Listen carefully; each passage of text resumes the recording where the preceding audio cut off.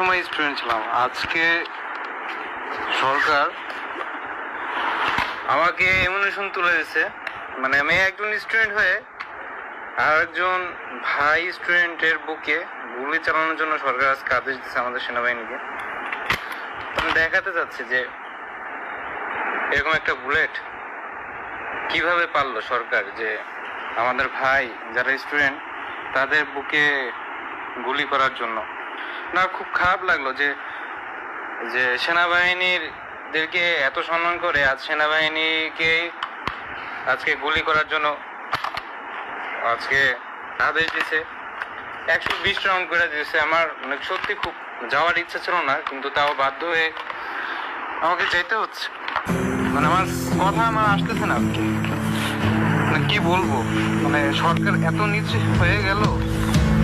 মানে